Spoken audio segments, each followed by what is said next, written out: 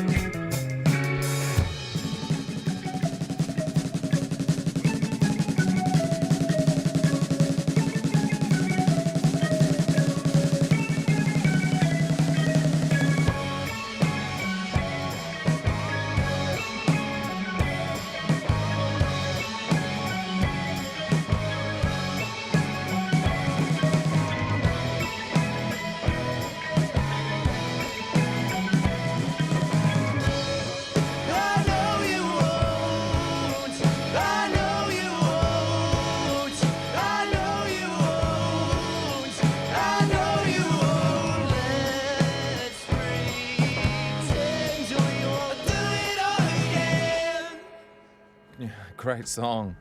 Fantastic song from the Leers, Leers. Actually, I had so much I wanted to ask James Kippenberger on guitar, but he doesn't have a microphone, so I'll just say some lovely guitar work from you. And if you're a guitar enthusiast, you might be interested to know that James in that song was strumming, but he was strumming from the top string down, which is kind of unusual. Perhaps you'd like to comment as a man with a microphone. Yeah, he's always done that. I've tried to stop. It's great. No, it's good. James always has a very... I think he's just got a signature style about how he plays guitar. And Yeah. It's always very stabby and it's always quite interesting. It's slung very low as well. Thank you. The electric guitar, he's got a strap on. He's really got no right of reply here at the moment, but he's got a strap on and the guitar hangs just above his knee. It's always been quite low, eh? It's my emo days. The emo days. Are you part of New Zealand music royalty with a name like Kippenberger? Yeah. Kind of, yeah. Can people hear me? Or Just. That way. I was talking to Matt about it before. Yeah, Carl Kippenberger. I messaged him today and added him on Facebook because we're going to play with Shehad. Well, not play with him, but we're playing at R&B as well as Shehad. So I'm going to meet him for the first time. Uh-huh. The bassist You got of the Shehad. same surname, and do you know if you're related? Oh, we will be. Yeah, because like the Kippenberger name came from a couple of brothers that came to New Zealand ages Oh, ago. cool. Yeah. That'll be something to look forward to. Yeah. Hopefully he's cool. I'm sure he will be. So how'd you get signed by this American label? They kind of came out of the woodwork. We did a tape recording at York Street before it went under, and there was a studio magazine that was doing a piece on the actual like tape recording and the fact that it hadn't really been messed with for a while, and they read about us in that magazine about that recording and then followed and listened to our songs.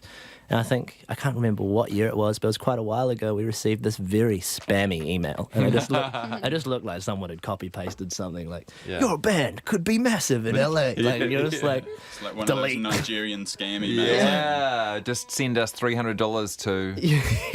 release the funds. Yeah, that's it. I didn't think much of it, and then they just kept sending emails, and then I kind of clicked after Playing like, hard to get with the US label. unknowingly. Oh man, I was like 2 or 3 emails in. I was like, oh whoa, this is actually a guy. Like this is someone, and they were just like a startup that did.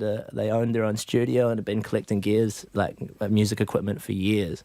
And eventually, we kind of were like, oh, what do you guys even want to do? You know, like what's your thinking? And they were just like, oh, we really want you guys to come to LA and record. And we were like, well, it's quite a big commitment. We haven't even met properly. We don't know many of the artists that you worked with before. And they ended up working on a few of our like demos at the time that we'd kind of been writing, and they put them out. We really liked the mixes that they did, and working with them over the internet was really cool. So we just kind of took the plunge.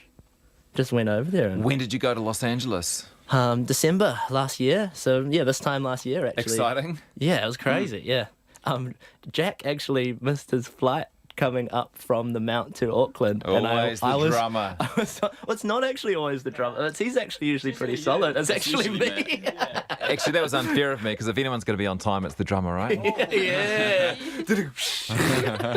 Oh, but yeah, that was quite a scary first day of trying to get us over there, which was quite nerve-wracking. I was on the way to like an event that was out South Auckland the day before, and I remember getting a funny video from Jacob being like, oh, so I'm at the airport and I'm sitting here and Jack's not here, and I rang him and said, where are you, mate? And he's at work. Why? we're flying tomorrow.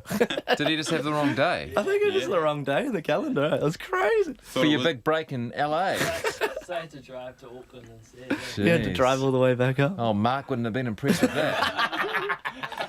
Mark on the farm. Oh man, it's so fun. But we made it there one piece, and it was amazing. It was such a crazy time. 2.5 weeks of bliss. Yeah. Hard work. Hard work. Yeah. Yeah, long hours, eh? There was like 14 hours a day for like basically the entire time we were there. I think we had 1 day off, but Yeah. aside from that. Did they have a real vision of what they wanted to do with your songs? Yeah, we'd sent demos, quite a lot of back and forward with demos and stuff, and so they'd mapped out a lot of kind of cool recording techniques that they wanted to try out, and kind of singled out gear and stuff that we wanted to use. And what is it about you that they believe in? I don't know. I think they just liked the songs, and Yeah. like that's like purely based it off that. Really, what we had to demo wise and what we had sent them, like from the previous recordings. But Great compliment, eh? Yeah, I it guess was. so, yeah, definitely. It was really lucky that I think when we started working with them, you know, in that early period, we actually got along really well. And I think that was like kind of the icing on the cake, is that it wasn't hard because we kind of all got along so well that it made the whole process way easier, eh? Way easier. So easy. Did you have at least a couple of LA moments while you were there that wasn't all about hard work? Yeah. Yeah, just a couple. But, yeah, it was like the one day doing the kind of touristy thing, but you know, like See any famous people? Nah, we didn't actually. Where was the studio? Downtown LA, it's kind of near the Arts District, I think. Yeah. Oh, Fashion District. It was in the yeah. Fashion District, that's right. down by Skid Row. Skid Row was crazy. Oh, That was- yeah. yeah, that really kind of got rid of a bit of the glitz and the glamour that you kind Just of this think of. blocks and blocks and Just blocks blocks of downtown LA that just looks... Of tents. It's nuts. Yeah. It's crazy. Okay. Got another song for us now? Yes, Quite short songs, aren't they? they are. Do you like to top out about 3 minutes? Yeah. I don't know. It feels like we kind of achieve everything that we want to in a song in Yeah. around about 3-4 minutes. Also shows 3 great minutes. confidence as well. I played 2 new songs by other artists today, and they were both sub 3 minutes as well, so maybe it's a thing. Attention span shrinking. Maybe, yeah.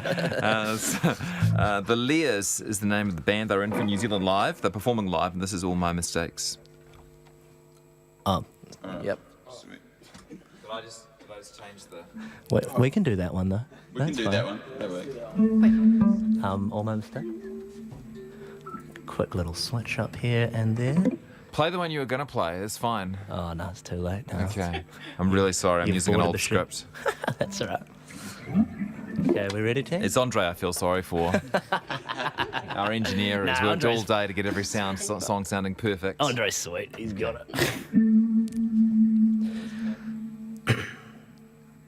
When I try and leave, I can't go. When I try and hide it, it shows, and I know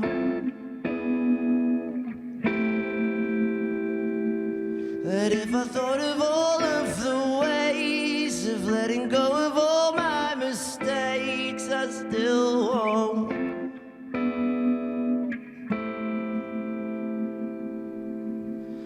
Holding on to feeling like I'm not worth the healing that I know you wanna give with your love. Stuck inside a room with an empty heart to choose when all you wanna do is get out. But when I try and leave, I can't go. And when I try and hide it, it shows, and I know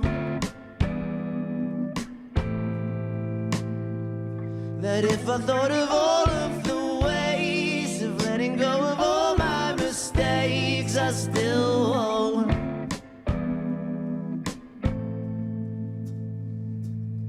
Spent all our time debating the reasons we're deflated, but deep down I know it's me, imprisoned in a cell with a hopeful heart to sell, when all you wanna do is bail out. But when I try and leave, I can't go, and when I try and hide it, it shows, and I know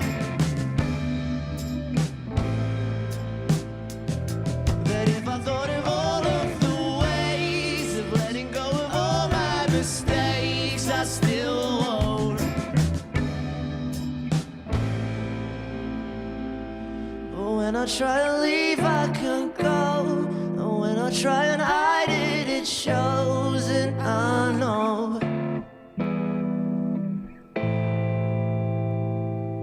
that if I thought of all of the ways of letting go of all my mistakes, I still won't.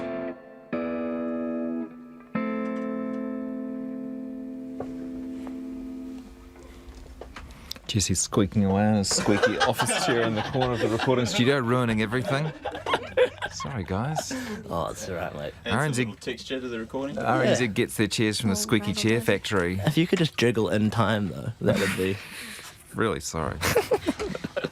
No, Makes me think of worries. that, that Led Zeppelin song, Since I've Been Loving You. Oh, yeah. Well, Great song, like Yeah. really great song. But as soon as someone tells you to listen to the squeaky kick pedal, oh, right. you yeah, it's can't game hear over. anything else. I've never noticed. Well, you will Neither. now. Yeah. Thanks. Squeaker, Thanks, squeaker, Jesse. squeaker, squeaker. Was it a German pedal? Hey, I'm German. Oh, shit. Sorry. Yeah. Whoa. Treading on eggshells, that one. 17 minutes to 3, you're listening to New Zealand Live. It's the Lears performing, originally from a group of boys who got together at Mount Maunganui College. And you still go back to the Mount from time to time? That's where we rehearse. We actually rehearse at Mark from the farm's From the house. farm. Hey, Mark. We've got a shed down there that, well, he's got a shed down there that we've used even when we were like 14 years old. That's kind of where we go back to still. Amazing. Yeah, it's Been nice. on one of those missions yet, Kiki? I have, yeah. Yeah. It's pretty fun. Yeah, It's a different sound there. It Kinda is. Sing from muscle memory instead of hearing yourself. It's like the gauntlet. If we can make something sound good in the shed, then you Yeah. know it's going to be all right Yeah. for most New other York. places. It's really hard to place the sound of your band. I'm struggling to have any sort of reference points. I mean, how do That's you... good. That's a good thing, I think. Yeah, I think Yeah. so I like too. that. I mean, how do you place it? How do you describe it? I kind of have given up. I just don't really have an answer to that question anymore. I think I used to try and say that we were kind of Arctic Monkeys-ish, Tame Impala-ish kind of. But I think that's just because we liked listening to that music. And I don't really, listening back to it, I don't really, it's not as close as it used to be, I think, when we were younger and we used to do that. And it's just quite nice. Like, I think we found our little niche. that What we've drives your carved out. songwriting? Well, before it was just, as in terms of lyrically or just writing the music, the yeah. instrument, Like, where do like the the songs come instrumentation. from? We have to most of the time we're in a room all together and we literally just are trying, shooting in the dark on stuff, and then one person will play something and we all kind of just hover around that idea and just flesh it out. But that's how we've written nearly everything up to date. And then lately, during lockdown, obviously, when the COVID struck, we ended up having to send stuff back and forward, demos that we'd kind of recorded in our own little home setups. And that was quite fun because we've never done it like that before, Yeah. after so long. Put such a different spin on it, eh? Like one person could kind of take control of it and then give it to the next, and it would completely change. you Yeah, know? great. Let's hear another one. What will you play next? Should we do nothing better? Let's do nothing better, yeah. This is the Lears.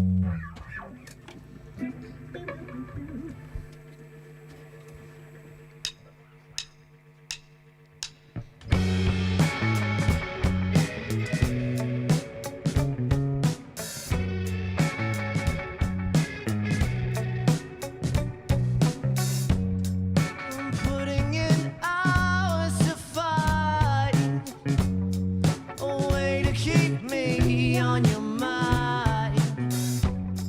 I don't wanna get down the line and lose the love we had to find. So tell me, are you still feeling lonely?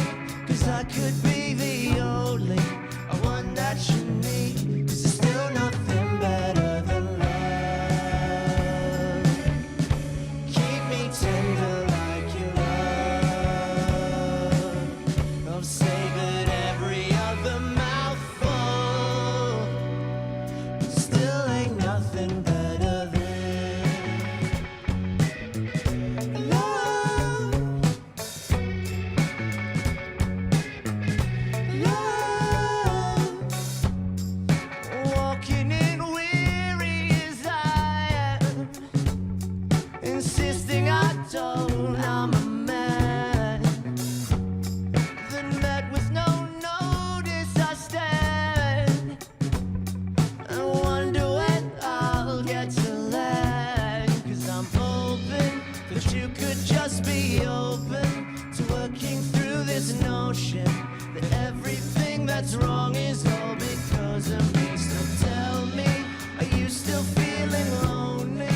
'Cause I could be the only one that you need. 'Cause there's still nothing better than love.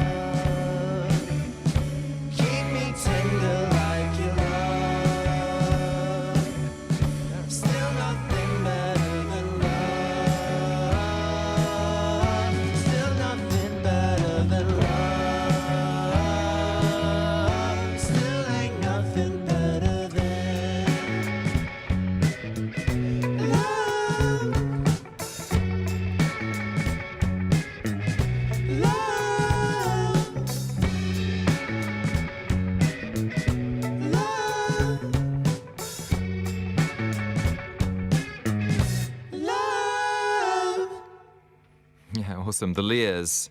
They are in studio with me. That's the sound of them performing live, and they're playing tracks from their new album, The Only Way Out Is In, which came out when? It came out on November the 20th. Jesus. Pretty recently. Pretty recent, yeah. And I presume the plans for the launch were somewhat scattered due to COVID-19. Yeah, it was kind of a bit hard to release this one. I think because we'd finished recording it, like, you know, all building up to a year ago. We kind of got to the point where we were like, man, Let's get this thing out. Let's get it out. Let's get it out of here. But it's nice to have it out. Like, it all kind of worked out, and it's been good. And presumably your US label is pushing it a little over there. Yeah, they're doing their thing, trying to build up a little bit of traction in the States, which is quite good. Yeah. Yeah, which is helping. I thought of a band that you reminded me of for a moment there. Oh, yes. I'm a little bit worried it's the band I say when I can't really think of a band. Do you know what I mean? This is like my go-to band. go-to. But there were moments in there I thought Gorillaz. You know Gorillaz? Oh, wow, that's nice. Okay. Thank For what you. it's worth. No, that's good. No, I'll take that. I think that's great. I think you're going to do a cover now, is that right? Yes, we are. Tell us about Kavinsky, because I'm embarrassed to say I'm not familiar with this artist. Man, neither am I. He put this song out. This is like really the only song that I kind of know well from him. And it was on the soundtrack of the movie Drive, which had Ryan Gosling in it, and it really blew great that song movie. up. Great movie. It they did crazy well, not only because of that movie, but it was a good song. But I had an interesting fact as well, is that there's a female vocalist in the original of the song, and I, for some reason, always thought she was kind of Scandinavian. She's got kind of a little bit of an accent. Sounds a when bit she's like singing. Robin or something, yeah. Yeah, and do you know the band CSS? Oh, that's right. I think they're Brazilian, but they had like a really big stint in like 2007, 2009. And it's kind of like electronic indie music. Yeah. And I really got it. I think me and James both got into that band like really heavily when we were younger. And I found out like not too long ago that she's the vocalist Oh, for that great. chorus. And I was Yeah. like, oh my God, it is her. That's crazy. Is this the one from the opening credits of Drive? It's like Yeah. another human being or something? Oh, you're about to hear it. yeah, okay, cool. I think it's pretty much the only song No, that's please synonymous with that explain movie. the song to me. That'll be much Can you easier. do it a cappella? Yeah, no, the soundtrack was a very distinctive part of that Yeah. movie. Yeah, it was good. I took my wife as a date movie because the trailer made it look like a bit of a rom-com, but Oh. instead it was people that- getting stabbed in the head with forks, which was quite different to what she was expecting. That elevator scene would have been a nice one to sit through. Yeah. Whoever is in charge of Foley for that little scene, eh? Squelch. Okay, well, this band is the Lears, the Kiwi band, and they're performing a cover now called Night Call.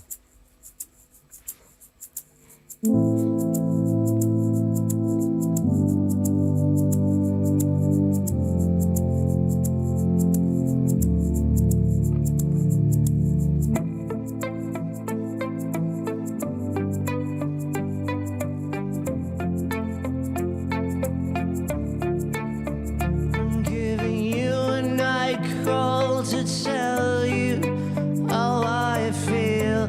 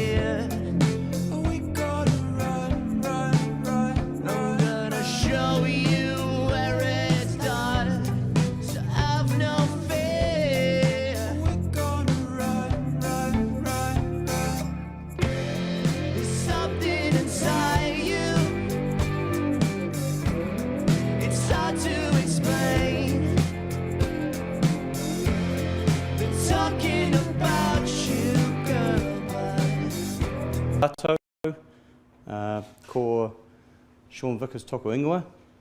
Good afternoon, my name is Shaun Vickers and I'm the Acting Detective Inspector currently based here at Manukau. Now, I thought I would just give you a brief run through as to how we'd like to run the stand-up today. So I've got a couple of brief comments that I would like to make, and then I will open it up to the rest of you for any questions. I'd like to remind you that obviously for operational sensitivity or security, there may be some questions that I can't answer for you today. Standing beside me today is Mr. Justin Zeng, and correct spelling is T-Z-E-N-G. He is a member of the Tamaki Makaurau Ethnic Services Group within police, and he's assisting us with liaising with and inquiries that are related to do with the family of Elizabeth. So I would ask that any questions today are put to me. I don't see any media in the room that may be asking a question in Mandarin, but if there's a requirement for that, Justin will be able to interpret. Right, so kia ora. So as I said, my name is Shaun Vickers and I'm the Acting Detective Inspector currently based here at Manukau. Now we're here today to update you on Operation Attina, which is the homicide investigation into the death of Ying Zhong, also known as Elizabeth Zhong, and I will refer to her throughout the briefing as Elizabeth. So I can now confirm that we have formally identified the victim found in the vehicle on Roadley Avenue on Saturday, the 28th of November, as Elizabeth Zhong. Our scene examination still continues in Suzetta Place in Farm Cove, and I expect this to continue for some time. One part of the investigation is now focusing on the evening of Friday, November 27 to Saturday, November 28. The last confirmed sighting that we have is of Elizabeth alive at home at 4:30 p.m. on Friday afternoon. So at this time, I'd like to acknowledge the community for their assistance that they have given us to the inquiry to date. There's been a large volume of information that has come in from both members of the family, associates of Elizabeth, the community and the business community. So we have a team of detectives who are currently working on the homicide, and we're continuing to make progress each day. We're having regular contact with Elizabeth's family, and they do ask that we all respect their privacy at this time. Understandably, they are devastated at what has occurred last weekend. So I'm now happy to take some questions. I will remind you that for operational reasons, I may not be able to answer that question. Why did police not check the vehicle in Roadley Ave that they found at about 11 a.m. until that afternoon or evening? Why was there that 6-hour delay? Okay, what I can say is that police located Elizabeth's Land Rover vehicle on Roadley Avenue on Saturday the 28th of November. Now, we know from the scene examination that Elizabeth was killed in her house. So we are satisfied that Elizabeth was placed into that vehicle when she was deceased, and that items from within the house were placed over her to conceal her. Now, at this time, the operational decisions that were made that day have no impact on the homicide investigation, and by that I mean we are satisfied that she died within her house. Was there any signs of a break-in in that house? So I'm not going to comment further around about the scene examination. So as I've said, it is still continuing, and it's still going to take several more days before we've completed that examination. Do police believe any alleged offenders could have absconded overseas in the interim between Elizabeth's death and you finding her body that evening? So I'm not going to speculate on who or who may not be involved. At this time, I can say that the investigators are making good progress every day. Can you rule out that any alleged offenders might have gone overseas? Are you with Interpol, for instance? So I can't make comment on that at this time. Have you got any passport blocks or flags on with customs? I'm not going to make comment on that at this time. Are there any leads at all? So what I can say is that the investigation team are making progress each day.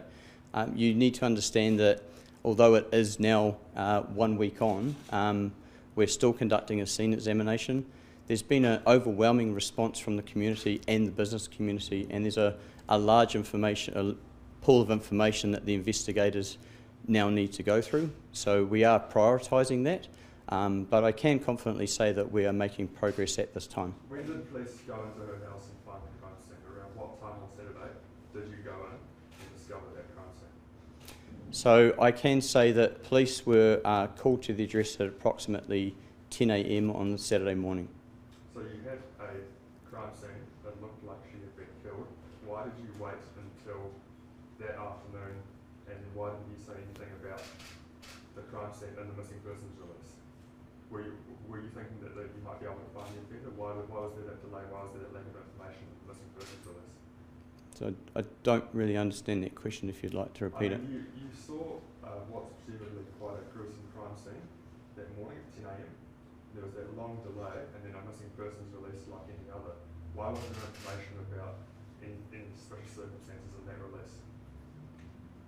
So I'm not going to speculate on the operational decisions that were made that day. As I've previously said, the decisions that were made haven't impacted in any way on the homicide investigation. Have you been interviewing associates and have they cooperated fully? So we have and continue to speak to a large pool of information. To respect their privacy, I'm not going to go into any details as to whom those persons are, but I can say that people are cooperating and providing valuable information to the investigation team. Who called you to the property at 10 a.m. on the Saturday morning? Where did the call come from? So at this stage, all I'd be willing to say is that the phone call to police was made by a close associate of Elizabeth. Are police launching any internal investigations into what happened that day? The operational decisions, for instance, not to search the boat immediately? So I'm not going to make any comment further on that matter. Have you established what time she died? So what I can say is that the last sighting of Elizabeth alive was 4:30 p.m. on the Friday afternoon. We're focusing our inquiry now between 4:30 p.m. on November the 27th until approximately 10 a.m. on Saturday, November the 28th, when her vehicle was located on Roadley Avenue in Farm Cove. Was the person that saw her at 4:30 a family member, and was it the same person that reported the crime scene to you on Saturday morning? So I'm not going to speculate whom that person was at this time. How many people are police looking for? Do you think it was one offender or multiple? So at this time, again, I'm not going to make comment or speculate. We're only going to operate on fact, okay? And at this time, I don't want to make comment about that. Are you asking for sightings of someone driving that vehicle, moving it, I guess? Yes, so we'd be interested in hearing from anybody who hasn't already contacted the police around any sightings of suspicious activity between 4:30 p.m. on that Friday afternoon and 10 o'clock on the Saturday morning. We'd be particularly appealing if you have seen Elizabeth's black Land Rover between that period of time. If you haven't already contacted police, please do. And I would like to say, no matter how small or insignificant a piece of information is that you think that you may have, please contact us because it may be important. Have you pulled any CCTV footage from the surrounding areas where the vehicle was found? Okay, so what I will say is that we are currently conducting area inquiries and CCTV-based inquiries in and around Elizabeth's home and surrounding streets in the Farm Cove area, but I wouldn't like to make any further comment about that. Last questions, please. There have been reports from a neighbour of sightings of a male, an unknown male to the neighbourhood, sitting in a car for extended periods of time and returning every so often, a few weeks back. Is that part of your investigation? So we have received a large amount of information. I am aware of that information, and what we are saying is that the investigation team is keeping an open mind, so everything is being considered, but it is early days. We are only on day 6 of the police investigation, and we need to prioritise and work through those inquiries. So It will form part of the investigation. Do you have any idea who that person is at this stage? I'm not going to speculate on that at this time. So just one more. Have you or have you not contacted police in Hong Kong and mainland China about this? What I can say is that we have contacted the Chinese consulate, and that as the investigation progresses, there will be further inquiries made with Chinese-based agencies. Thank you, everyone. Thank you. Thank you.